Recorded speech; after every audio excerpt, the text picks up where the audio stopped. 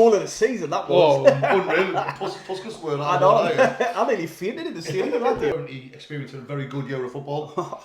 Alright everybody, and welcome back to another match preview on the channel. This one is for Crystal Palace versus Sunderland on a Saturday. We will be doing a live stream, so come along and please no spoilers in the chat. It's our first one of the season because I was away.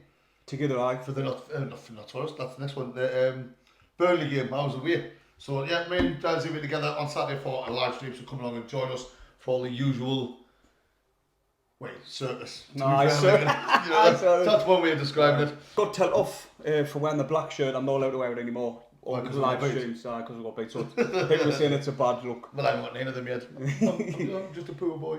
But yeah, international break is over. You know how we're not fans of international breaks, even though it was a successful one for England. And it's back to proper football. So before we get any further, do us a massive favour, hit the thumbs up on this video and subscribe if you're brand new to this channel. And of course, this video is brought to you by Tyne & Wear Garage Doors, our sponsor. So if you've got any garage door needs, check them out on Facebook and get in touch with them. Right, and our last game was a 2-1 victory over Brentford, and there was a lot of talking points to say the least in that game. But the lads played the final whistle, and they have done for about 5 games in a row now. It gone through 2 seasons. Basically, aye. But the lads play at the end, and that's what I love to see. For me, there's going to be a little bit of dilemma when we get on to talking about the lineup.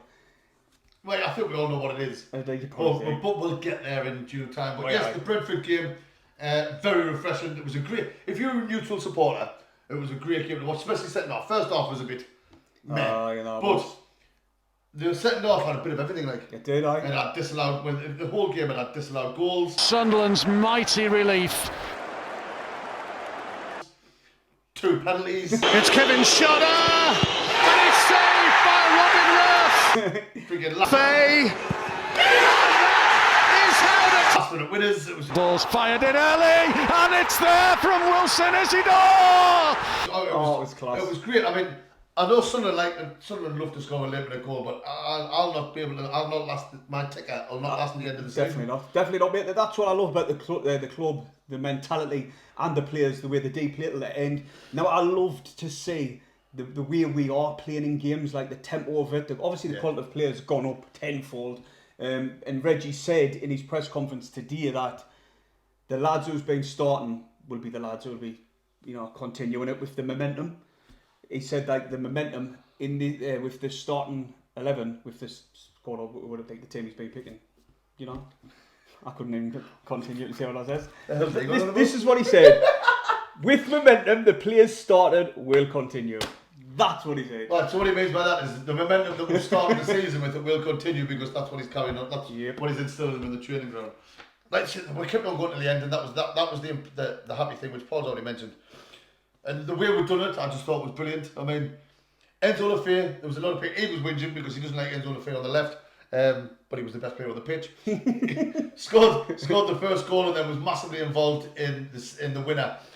He was absolutely phenomenal. I like him playing down the middle though. I know you do, but he's never done that wrong on the left. Well, do you know, in our half-time analysis, I said, I feel as if Enzo is wasted out on the left, but he's done no wrong, and to be honest, he's played quite well. Yeah, he was brilliant. I mean, the way he held the ball up, how calm he was, the control, his movement. I think Reggie gave him a little bit of a different role, as he wasn't just stuck to the touchline, wasn't he? He kept cutting in. He was linking up with Ronaldo, who was bombing on, and then you had Siddiqui covering. They understood each other's game. The little triangles were back. Like what we witnessed with Ahmad, Roberts and Hume a couple of seasons back. Oh, that was just a joy to watch, like you said. It was, let's say. We left it late, as Sunderland do. But a brilliant header by Isidore, who lapped up the celebrations as he did. I loved it. And as we said at the end of the vlog, what a week it was for him.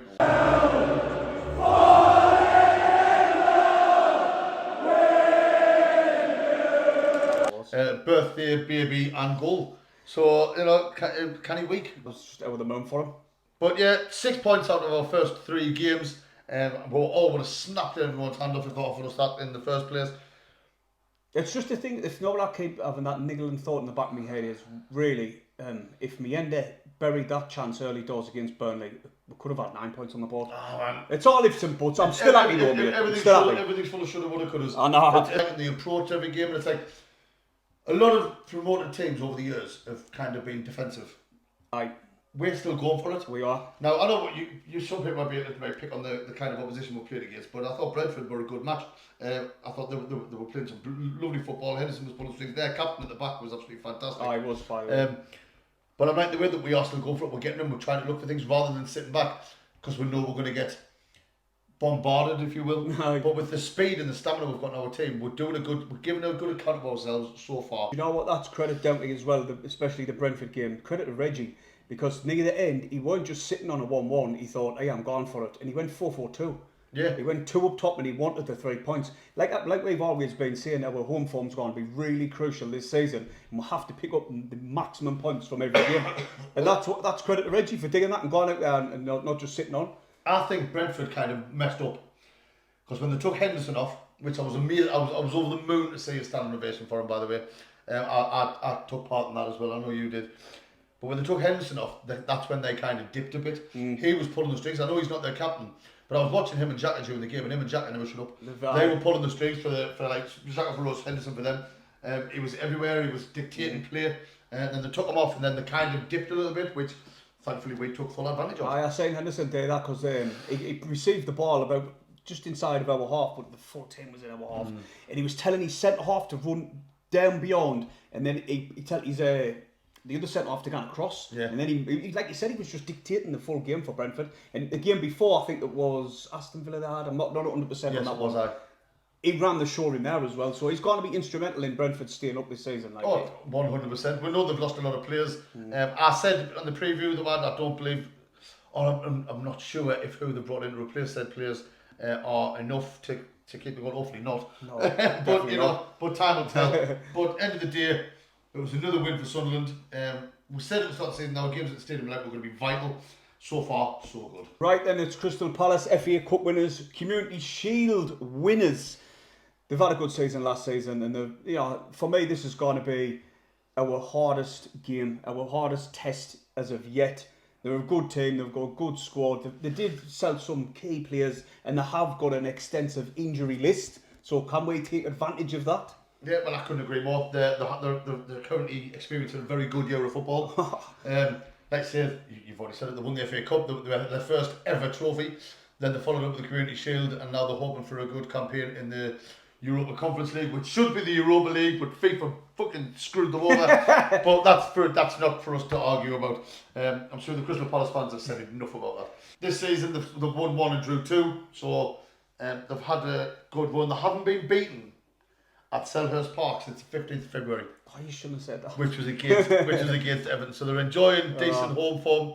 But like you said, they have lost a couple of the decent players. Obviously, Eze is going to be a massive miss. But one thing that they will be over the moon with is that the Mark Geehee transfer fell through on deadline day. It did, but according to Bascombe on social media, believe if you didn't want to get him, just to get to tell you what he's been tweeting, he has said that the deal will happen in next summer. That's what apparently. Well, that's all very well, but that doesn't help us for Saturday. It doesn't, no. But listen, I'll tell you what, Oliver Glasner, he's got these really organised, so much so they've been able to manage the Conference League, like you were saying, and the Premier League games. Like they've qualified for the next round, and then they beat them 1-0 away, and then they drew, I think it was 0-0 with them. I didn't even want to pronounce the name. It's some Norwegian team, I think. But anyway, they qualified, so they've been able to manage the 2 games quite well, even though they have had some very bad injuries. Yeah, you've mentioned injuries, we might as well go on. There was 4 main injuries, which is going to affect their... Or 4 that I know of. You looked at it as if I've got that wrong. No. For me, there's 4 main injuries they've got, which would be starters in their team, if you will. Is it Decore? I don't know how you pronounce that. It's Decore or something like that. You know who I mean. He is injured, and so is Nketiah. That young lad they got from Arsenal. Adam Wharton and Ismail Assar. They're all injured and won't be featured on Saturday, which is nothing but good news for us. Sherry Riyad's injured as well. But the main one there, what you've just said, is Adam Wharton. I think he's going to be a future England star, mate. He's been class. I remember him in his Blackburn days. Yeah.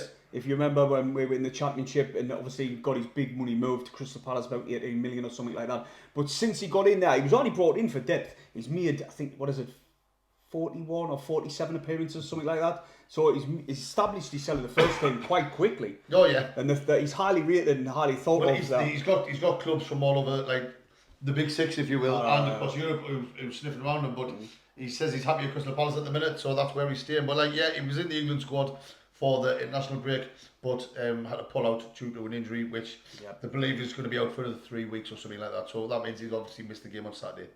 Mark Gahey is possibly one of the best centre-halves in the country at the minute. Unreal, mate. He's unreal. He scores, he gets it. I mean, this season alone, just in the Premier League, he's played 3 games, he's got 1 goal, which was a pearler, and an assist for a centre-back. I made that goal, strikers would have been envious of that. Oh, 100%. It was unbelievable. 100%. If it was, I'm a striker, and if I took that shot, it would have hit the corner flag. But they've also got another defender who plays like right back or right wing back, is Daniel Munoz, if that's how you pronounce it. He's got an assist already this season. Very highly rated defender and very capable. One to keep an eye on when pushing forward as well. Goalkeeper Dean Henderson, very, very good. England's number 2, because let's be honest, nobody can get ahead of Pickford because he's mint. But Dean Henderson, yeah, he's a very, very good goalkeeper, and he's got a decent defence in front of him, so there will be hard to break down. They've got Justin Denby, who is a young kid who's come up, he's Northern Irish. They signed him a couple of years ago from Airdrie, or Airdrieonians, whatever they're called, and he's kind of burst his way into the squad. He's played every game so far this season, and we on international duty for Northern Ireland, and he managed to clock up a goal and an assist in that. He's one to keep an eye on. And then obviously they've got the main striker, Jean-Philippe Mateta. Well, he's a very good player, not Mateta. Well, in the last game against Aston Villa, you know yourself, Villa are really top. They are a top team. They're a really good team. Not this season so far. They haven't even scored a goal, mate. Believe it or not. And Villa. They'll probably wait till next week. That's thought when I read that. But that's a different video. That thought when I read that stat, that's exactly what came into my mind. I was like, oh no. But anyway, that's by the by. Crystal Palace in the game against Aston Villa. Aston Villa, they spurred a lot of chances early doors on the stroke of half time. What's his name? Tillemans headed our, and you've just seen it coming. They got a penalty, and then Mark Gahey with that strike from outside the box, unbelievable. And they definitely did deserve the win in the end. Of course it is. But I'm quite worried about this game on Saturday, because I feel as if this is going to be a hard test. Very hard test. Even with the injuries, they've got players that can come in and do the job. You said it before, that this is going to be our hardest test so far this season. I'm not worried about it, because I'm not going to go into any game being worried. Because, like you say, even all these super computers, they've got us going down, finishing bottom and all that. Everyone has. Even with the start of ads, you know what I mean? So technology knows absolutely butthole. So I'm not going to, every game, this season's still a free hit. Everyone's expecting us to go down. We can go on. If we approach every game like we have done, basically with the never give up mentality and keep on going, we will be okay. This will be the hardest test we've had so far this season. I mean, they're on a good run of form. They've enjoying a good year of football. And they are definitely going to be a test. Well, that's the thing. What I like about Crystal Palace, they come and they try to win the game. They're not like a Burnley where they're just going to sit in and park the bus, and you've got to try and break them down. It's so shite football, you know what I mean? Well, I think these will come and they'll try and win and try and score as many goals as possible, which always leaves space. And our team is set up perfectly for that type of game, with the pace that we have further up the pitch. And I tell you what, having Granit Xhaka in our team has just been absolutely. It's been like a little bit of a breath of fresh air. Go on, you got there in the end. Our season's gone by, mate. We've always missed that experience to get us through games where we're struggling, like if a player gets sent off. The Bury game always springs to mind for me when we got beat 4-0 at our place. And now with Xhaka on the pitch, I just feel as if he'll be that key cog in the team to get us through tough games. He's a natural leader, and already we've seen what he's capable of in that way. And then the fact that he's got Diarra and Siddiqui playing alongside him, just in front of him, he's kind of got the one Lisa, just you go over there, you go in there. And like I say, it's working so far. And also, he clocked up his first assist as well in the last game in Brentford, against Brentford for the Isidore goal at the end. Well, his stats is no other midfielder has made any more forward passes than Granit Xhaka, 75. Speaks for itself, doesn't it? Of course it does. Crystal Palace fans are watching.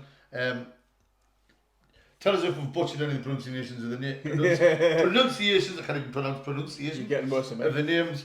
And also, if we missed anyone out, who could be a key player? Now then we're moving on to Sunderland, which we have started this season quite well. We really didn't want this international break to come, in my opinion. We hate them to start with. I never want any of them. I can't stand Even them. if we started the season shit, I wouldn't want an international break. True, Really. you're right. But we've had a really good start this season. Reggie is, he's got them set up the way he wants them, in a sense that we're not just going to be sitting there and just parking the bus. We're going to try and gun for games like we were talking about earlier. And we're going to try and win games and score goals in the process. And we like to say we'll play at the very end.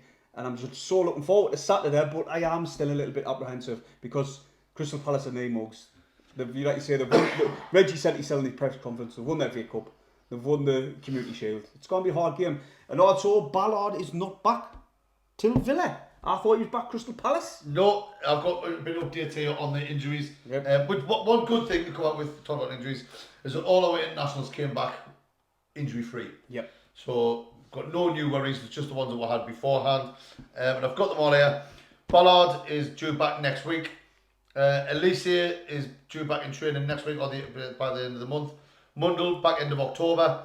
Yelde mid-October. And O'Nien he's back on the grass, but he's not in full training until next week. And Serkin is due back in training or full training next week and be available by the end of the month. Serkin, did you say Serkin had a setback? Serkin's just had a setback. Another one. Another one, aye. When I wrote this, he hadn't. Or I never said that. It said that he'll be back in full training next week and possibly available by the end of the month. The thing is, mate, we've got like you said, we've got strength in depth. We've got players for certain positions in abundance now, which is a relief going into this new Premier League season. And one thing is, talking about international break, Alderete played 90 minutes this week, so plenty of minutes in his leg. Then he's got to be playing Saturday for me in a centre-half pairing, you know what I mean, with Nordy. So hopefully he'll be alright. A few bit tight legs out. No, mate, they're the professionals. I know. It's not like I play a game of football, it takes us 3 days to recover. They play a game of football and they're fine because they eat the right things, which I didn't. They drink the right things, which I didn't. And they freaking look after the bodies the right way, which I didn't. So, you know what I mean, that's why it takes me a while. They would be right as well. I get your point. And of course, as we know, I did a video on it before the international, bloody hell. Before the international break, on the transfer deadline day, 3 new signings which are going to be involved in the squad. Brian Brobby, what a name. Lucharel Gaetruida, if that's how you pronounce it. He's done well now. Well done. And Bertrand Traore. Traore played a full 90 for Burkina Faso up front in a little draw. Gaetruida and Brian Brobby, obviously in the squad as well. All 3 of them will be in the squad. I expect all of them to be either in the start 11 or on the bench. Not for me.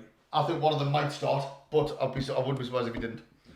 Well, looking at it for me, coming up against Crystal Palace, I think he's, with the team that have been starting, I think he's going to gamble that, other than the left wing spot where that's my little, headache there.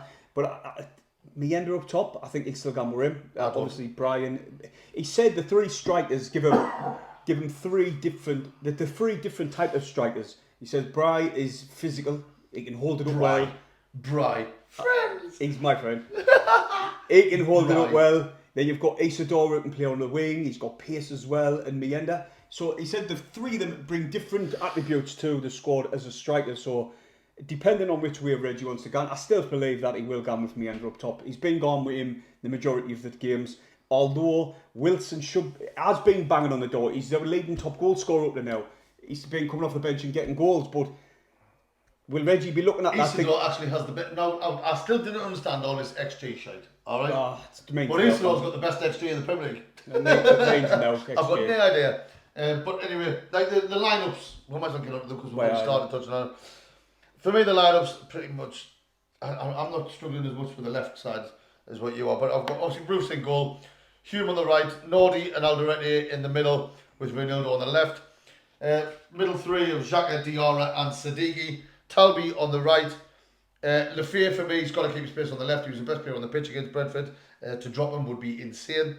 And me personally, I think it'll be Isidore that starts up front because he, like I say, he deserves it. But I think, or I wouldn't be surprised. In fact, I think Brian Brobby's going to start. Because Gahey's a physical defender and Brobby he's a man. Have you seen him? He's a unit. Well, his head is huge. he's a beast, like. Well, apparently, everyone's been saying, his goal return last season was terrible. Well, he had some off-the-field matters. I don't know if you've seen about it. He was held at ransom or something, or something like that. Carry on. They had a lot of deal with off the field, so I don't know if that had played a massive part of his on-field performances. But my lineup would be Roofs. What a signing for 11 million, by the way. 2 penalty saves already in the Premier League. Unbelievable. And not just his penalty saves. He commands his box, his vocal, his distribution. Everything about him I'm absolutely loving.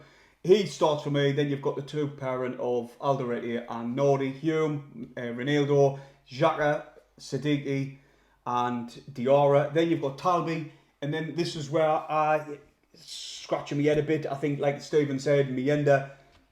What? Not Mienda. Isidore deserves his chance. What, on the left? No. We're talking about the left here. No, I'm not. I'm digging the left and the front striker at the same time because Wilson, I think, could be played out on the left.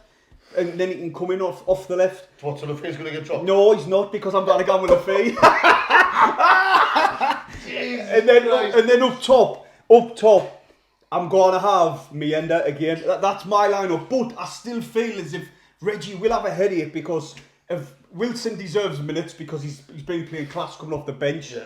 But then where do you play him? Because I think he's been doing really well out on the left when he played for Huddersfield. That time he looked class against Huddersfield, shall I say. So there's a bit of a headache. And then where does Adingra fit into all this? Adingra's going to have to be on the bench because he got rested in the last game for a fade to start on the left and it worked wonders. And then when he came on the right. Got an assist. And he was doing. No, he didn't get an assist against Brentford. In the West Ham game. The West Ham game he did that. But listen, it's good to have them players, that kind of talent available for all the different positions. It's like, see, we've even got that Gachueda, he can play on the wing and play a full back. You've got Traore, he can play up front or on either wing. And Mazawaka as well, we're forgetting Mazawaka, why? They played really good against Huddersfield. I still reckon, I'm going to go, I reckon he'll start Brian Brobby. Because he's a proper out-and-out striker. Is that what you're going with? And I think if he can hold the ball up for then the wingers to come in. Well, do you know what it is? I mean, we'll be massively wrong. He'll probably not even play 4-5-1. Do you know what? I think you could have a point here because their centre-backs are really big and physical. Now, Mienda's not that physical type player. Even though he's a little stocky lad himself, he's not like what Brian Brobby like. Goes down too much. He does, as soon as someone goes... he falls out. Where Brobby doesn't. No. Brobby, it doesn't go down. He's strong. And like my mate who works at the academy, he says he walked into work and Brobby was there and he was just like, bloody hell. He said he's huge. His neck's like as thick as me thigh and his head's just huge. Well, and that's what I mean. Coming up against two proper centre-backs in the Premier League, physical big lads, I think he could give him the nod. I'm not disagreeing with you. I'm like thinking like it's a headache what he could have. And it's a good headache to have. It's been a while since we've had this many players which would be happy to have playing in either position. Exactly, You know what I mean? So it's good to be in this position. Obviously Reggie gets paid the big wages to decide who plays where. But just to clarify, I'm still going to start Lafay because of his performance that he put in against Brentford. He was unbelievable. Man of the match. Or was he man of the match? Yes, he was man of the match.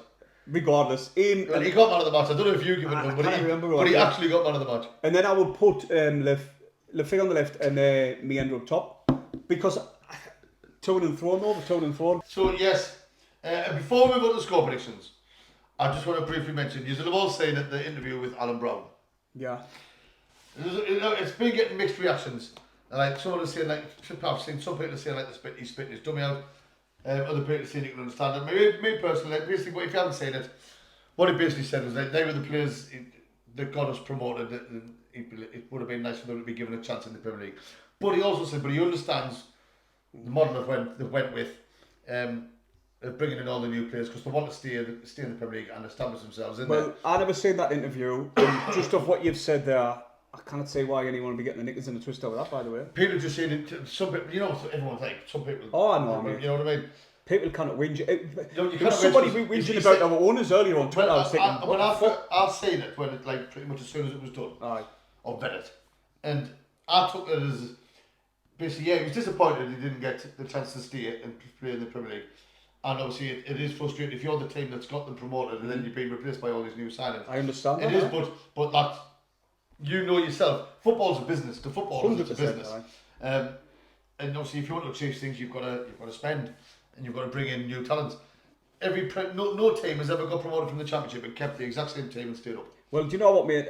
I think I mentioned a year off camera about that. Like, I did think that for the players that did get us there, it is a little bit harsh. Like the post what got put on, I think, I might have even said the originals, and it was the players that won the playoffs. And I do get that point where they're coming from, but I think KLD did an interview and said, if we get promoted, the quality of players have got to go up tenfold, because it's not just gone up one league, it's like gone up 2 or 3. But we didn't exactly run away with the Championship, did we?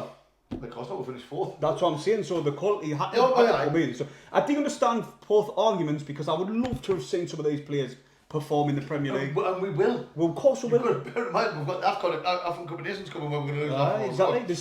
There's 3 games. But plenty of games to be played yet. Also, bringing in better quality of players also boosts the quality of the players you've already got. So not long before they are knocking on the door and they are getting run-ups and they come off the bench. If they come off the bench and play a blinder, then it gives the manager a headache of getting to start the next game. Exactly. And that's football for you. There's no room for sentiment in football, unfortunately. And that's just the way the cookie crumbles. Alan, I wish you all the best at Borough. It pains us to say that. I wish you the best, not Borough. Exactly.